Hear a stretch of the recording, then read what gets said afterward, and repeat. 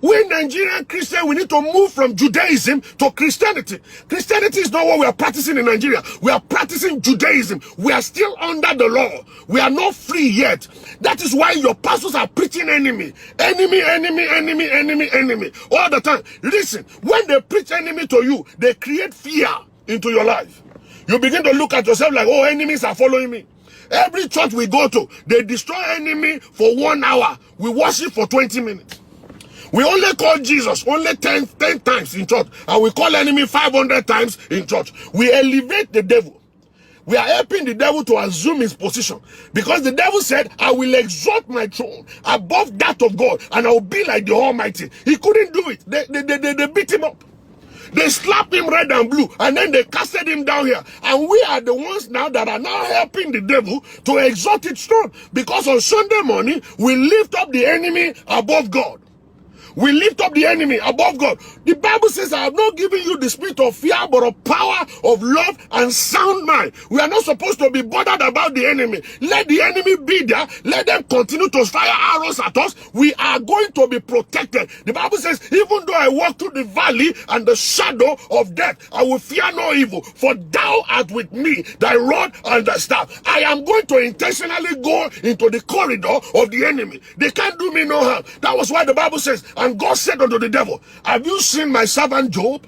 He said, yes, I've seen him. He said, but I couldn't touch him. He said, why not? He said, because you have made a covering around him. Every Christian will have a cover. That's why the Bible says, thousands will fall on your side, 10,000 on your right side. He said, but they will not come near you. It is with your eyes. It means that you're going to walk through a battle. Enemy will be firing arrows, but you are protected. Nothing is going to come upon you. The Bible says the name of the Lord is a strong tower. The righteous run into it and they are saved.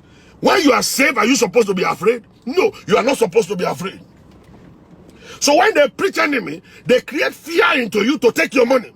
When they create fear in you, you release your money because you don't want to die. But we are not supposed to preach the enemy, because the enemy is not the gospel. The Bible says, go ye therefore and preach the gospel. There is only one person that is the gospel, and that is Jesus. We are supposed to be preaching Christ, not the enemy. When we preach Christ, people become saved. They become free. They won't have the spirit of fear in them, because Christ will come to set people free. That's the message of the gospel, not the enemy. We elevate the enemy in our churches. All the praise and worship songs, they are battle songs. We get emotional with God. Oh, this particular battle. Let me tell you something. You need the battle to be an overcomer. Anyone they say is a conqueror must fight. Anyone they say is an overcomer must fight. Anyone they say, oh, it's a breakthrough must fight. And the fighting is not your own fight. It's the fight of the Holy Ghost, the fight of God himself. Also, he has won the battle already. All you need to just do is to wait for the time of your testimony and just keep on looking at it. The Bible baffled me when God said to Jehoshaphat, he said, you are going to war. He said, yes, I'm going to war. He said, I'm going to go and get all the instruments of battle. He said, no. Don't go and get those ones. Those ones are going to ruin you. He said, so what am I supposed to get? He said, Jehoshaphat, I'm about to teach you how to fight. Jehoshaphat, he looked at God and said, what are you talking about? He said, I'm about to teach you how to fight. You don't know how to fight, but I will teach you how to fight today. So the Bible records that he said unto Jehoshaphat, he said, when you are going to battle, go and buy tambourine, buy drum set, buy guitar, buy the bass, buy the drums, buy the gong, and then organize the musicians. He said, what are we supposed to do? He said, when you get to war, begin to sing. My God, I was dazed when I read it. And the Bible says, and as they began to sing, God himself came down. You can't defeat your enemy by yourself. God is the one that will defeat enemy for you. That's why the Bible says, he said, I prepared a table before you right in the presence of your enemy. They can't do you nothing. They cannot harm you. They cannot touch you because of my rod and my staff. The Bible says, as they began to sing, God himself came down and defeated the enemy of Jehoshaphat, all just by singing. The Bible says, if I be lifted, I will draw men unto me. Why are we running away from the devil? Why are we afraid of the devil? Why are we allowing the devil to win our battle? Why are we concerned about the devil? The devil is supposed to be pushed to the side while we are worshiping God. When you're worshiping the King of Kings, when you're worshiping the Lord of Lords, your enemy will die on the sideline. You don't understand. Nobody's going to kill them. The Spirit of God will be killing them. The ones that are supposed to repent will start repenting. They will start repenting. The ones that are supposed to die will die. It is not by your hand. He is the one that will judge every man. The Bible says, I am coming quickly, and my rewards are with me, to give unto everyone according to their works. Whatever they have done to you, they didn't do it to you, they have done it to God. God is their enemy. God is the one that they are fighting against. When God will come down, God will defeat your enemies on your behalf. You don't have to even fight at all. I'm telling you, all you need to do is just concentrate in serving God. That's why they call it worship service. Sunday morning is not the time to kill enemy. Sunday morning is not the time to exalt the enemy. Sunday morning is time for us to roll on the ground and say, we are grateful. Oh Lord. That's the time we're supposed to sing the worship of God. That's the time we're supposed to reference God and lift him up. When we lift him up, the guy inhabits the presence of his people. He will defeat your enemies on your behalf. Your enemy cannot survive in the place of worship. The enemy cannot survive in the place of worship, a place of sacrifice unto your God. People don't sacrifice anymore. We don't worship anymore. All we do is my father, my father. Every enemy disturbing my life, die by fire. Every enemy against my children, die by fire. That's all we do. And that's not paying us. That has not changed our country, Nigeria.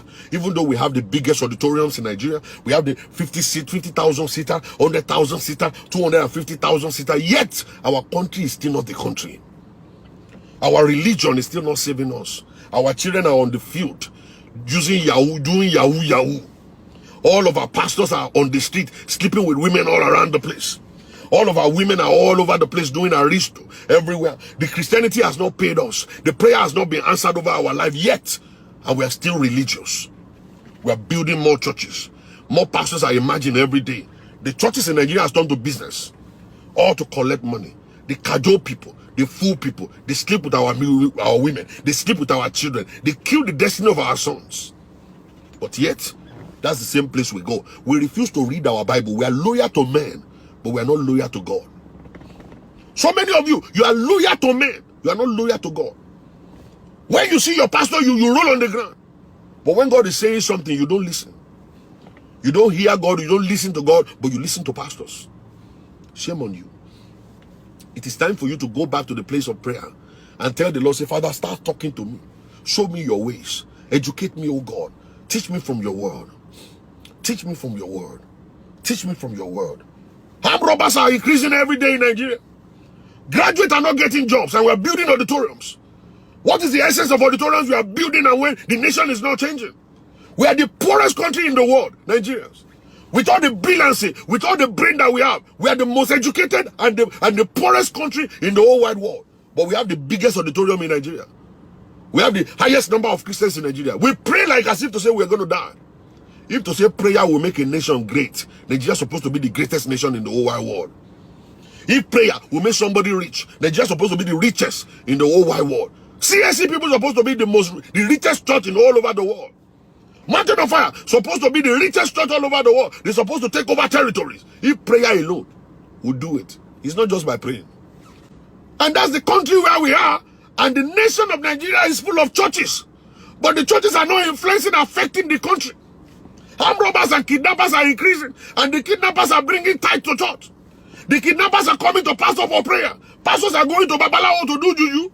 And they're burying human beings underneath the pulpit of their churches. They are using rings to touch the people's head. They are giving people only communion that will make them crazy. Just to take their money. The love of money has taken over. We blame the government, but we don't blame ourselves. It is not just Buhari alone. We are all guilty.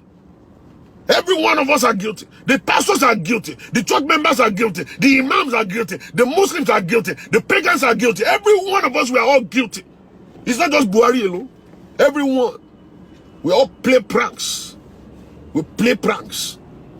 Yahoo boys are scamming people live, right and center. All the girls in Lagos have turned to prostitutes. Oh God Almighty. In a country where we have the largest congregation of Christians. A country where we pray like a no man's business. That we find out that God is not even moving in our situation. Our church choir, they are all aristos. The church members are sleeping together. Pastors are validating all the choir members. A man went and dug a well. He went and dug a swimming pool in Lagos and called it the water of Bethsaida. Who does that? In 2019, for you to come and pay 50,000 to come and swim in the water. Where are you getting that kind of crazy stuff from? You see that Nigerians are not Christians. We are still pagans.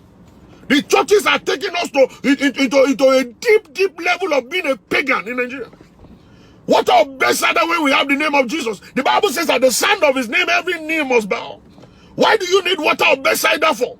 Even the water of Bethsaida, when Christ got there, Jesus did not tell, he didn't tell the man to jump into it. He said, stand up, carry your bed and move out.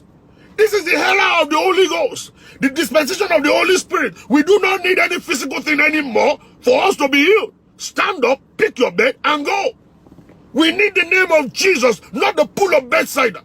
The pool of Bethsaida is in the Old Testament. It's actually before Christ came to set up the church. After the church has been set up, everything is all about the word declaration. In the name of Jesus. In the name of Jesus. The Bible says, and God said, from today, stop calling my name. They said, why, sir? He said, because that man died for you. Because of his death and resurrection, I have therefore elevated my word above my name. That at the sound of the name of Jesus, every knee must bow.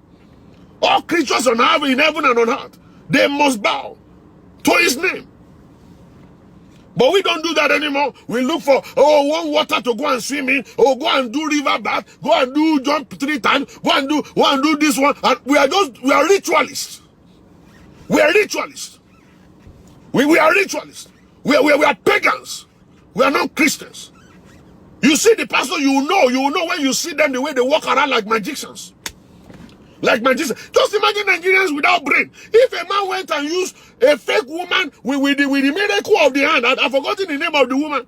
The woman was used by over 7 pastors. They did like this, and the hand came down. And and you see all the stuff on social media that all these things is scam and fake. And you are still in the same church. I baffled.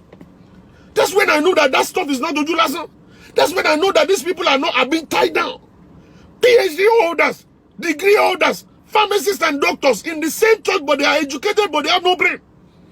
No brain to even think and say, this is fake miracle my pastor just did, and this guy is fake. I will never come to this church anymore. And then you walk out of there. No, the second Sunday, the congregation multiplied. The congregation multiplied. That is the same country that we are. And we say we are serving God. Which God are we serving? We are ridiculing the name of Jesus. We are messing the name of Jesus up. That's exactly what we're doing. We are messing Christ. We are messing his name up. That's exactly what we're doing. We're doing all of this stupid stuff. All this stupid stuff, and we think God is going to move. God can't move there. We are only religious people. We are non-Christians in Nigeria. We are very religious, but we are non-Christians. We are not. Many people, they know. They know that their pastor is fake, but they still go there anyway. They know the pastor is just a gangster. They still go there anyway. The man is only collecting money. His brother, his sister, everybody is working for him. They stage fake miracles like every Sunday. Like every Sunday, they stage fake miracles.